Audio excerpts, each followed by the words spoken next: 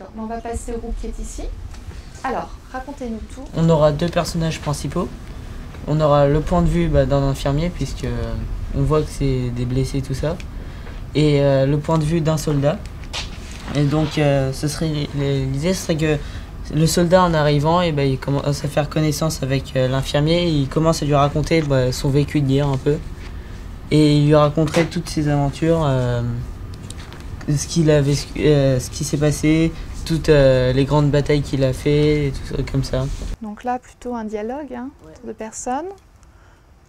Au niveau de la carte postale, pourquoi vous avez choisi celle-ci? Parce que dès qu'on l'a vue, en fait, on s'est dit qu'on pourrait faire une histoire assez intéressante, pas sur le terrain même, mais voir un passé en fait. D'accord. Donc voir ce qui a abouti à cette image-là encore. Au niveau des informations que vous avez sur la carte postale, est-ce qu'elle vous aide à un peu à situer votre scénario? On sait que ça se passe en 1914 et en 1915, donc on sait que ça s'est déjà passé au début de la guerre. Du coup, il y a eu beaucoup de batailles. De la guerre, il y avait la bataille de la Marne aussi, qui était intéressante. Donc. En effet, région du Nord. Du coup, la nationalité de votre soldat blessé? Justement, on sait pas trop encore. Posez des questions dessus? Ouais. Il y a marqué. Ouais, on dit que c'est des Belges. Belges, mais. Sachez qu'on a l'uniforme d'un soldat belge dans la vitrine 1914. Vous savez quel est le nom de la salle dans laquelle on est? Je l'ai appelée tout à l'heure la salle Feldgrau. Alors c'est une salle pédagogique, oui, mais on lui a donné un autre nom un peu plus sympa, Feldgrau. Et Feldgrau, oui? C'est la couleur des uniformes allemands à cette époque. C'est le nom donné en effet, c'est le gris de campagne. Donc c'est exactement ça. D'autres remarques? Donc je vous invite tout à l'heure à bien regarder un peu les détails peut-être des uniformes que vous voyez ici, à regarder l'uniforme, les uniformes qui sont en face pour vérifier si ça colle ou pas. Vous êtes dans les blessures. Il y a un autre espace qui est consacré aux blessés dans le musée. Oui? Le F, corps et souffrance. Exactement, l'espace F, corps et souffrance. Donc l'espace F, corps et souffrance, vous voyez, c'est celui qui va être juste ici. Les prothèses, les premières prothèses et les hôpitaux.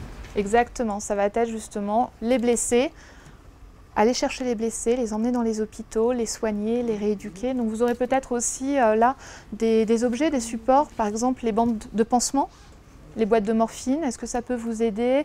Observer les brassards aussi, des brancardiers, des infirmiers. Ça peut peut-être vous donner aussi des pistes et des idées au niveau des dessins. Non, ça sert à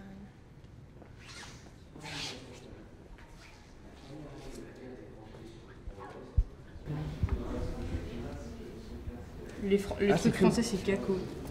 C'est que non, c'est un ballon d'observation, c'est pas un ballon de combat. Ah.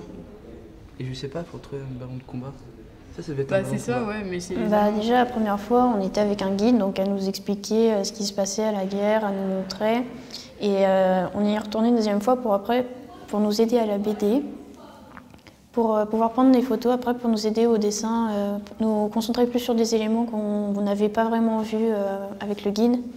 On pouvait bien se focaliser sur des détails. Le musée de la Grande Guerre, il est bien parce que ça explique vraiment bien et on a plein d'objets pour voir qu'est-ce qu'ils utilisaient et tout.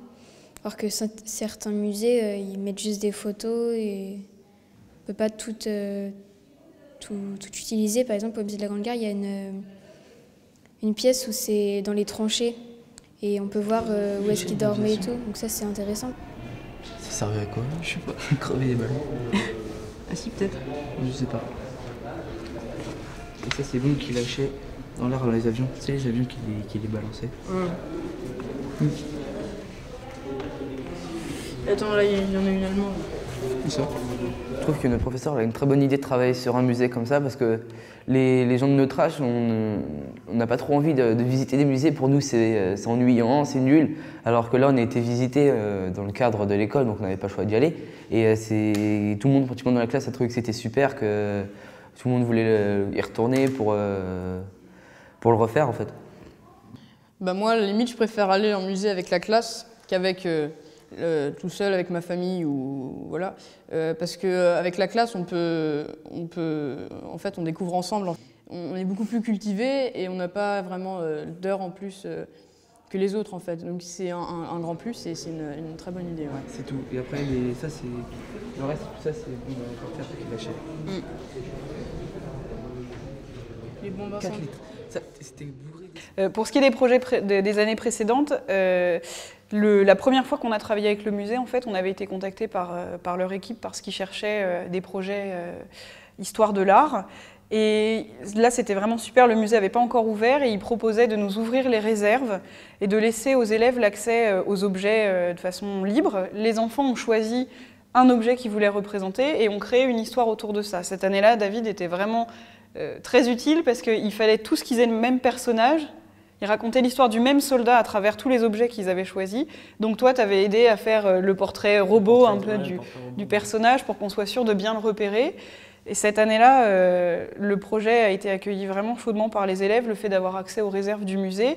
Il y a eu une évolution parce que tous les ans, même si on travaille avec le musée de la Grande Guerre, on ne fait jamais le même sujet. L'année dernière, on avait choisi de dessiner 24 heures de la vie d'un personnage en particulier, donc à eux de choisir quel personnage. Cette année, c'est les cartes postales. L'an prochain, on envisage peut-être de travailler sur la journée d'appel de recrutement militaire. Enfin, voilà, il faut absolument qu'on trouve des choses différentes. Sinon, les élèves ayant accès aux BD des années antérieures, ils vont pouvoir aller regarder, puiser, se dire c'était mieux ce qu'ils avaient fait, ils avaient mieux dessiné. Donc ça, c'est vraiment pas le but. Le musée est fait pour qu'on soit réellement dans l'histoire avec les sons qui viennent d'enseignes qui sont cachés, donc on croit qu'on y est vraiment, avec toutes les armes qu'on voit dans notre carte postale. On voit les armes, les zeppelins et on peut commencer à penser à comment dessiner justement ça avec les croix allemandes, les croix noires justement qu'on cherchait, d'où provenait cette croix et pour dessiner après le reste. Donc, ouais, on est plus dedans. Si on n'avait pas été au musée, on était un peu, on comprenait pas trop notre travail. Là, quand on est dans le contexte de la Grande Guerre et c'est très bien expliqué, là on comprend beaucoup mieux et on est plus dans l'esprit de la Grande Guerre.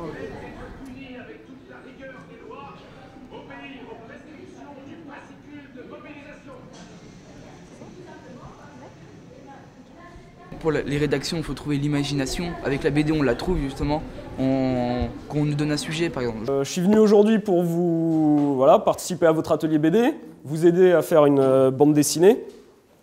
Donc, je sais que vous avez déjà travaillé sur un sujet avec, vous avez choisi des cartes postales, que vous avez écrit une histoire autour de cette carte postale. Donc, l'objectif aujourd'hui, c'est de l'adapter en bande dessinée et de suivre un peu quelques grands principes pour réussir à faire une bande dessinée. L'objectif au bout des 2 ateliers, c'est de faire 2 pages de bande dessinée qui reprennent l'histoire que vous avez créée.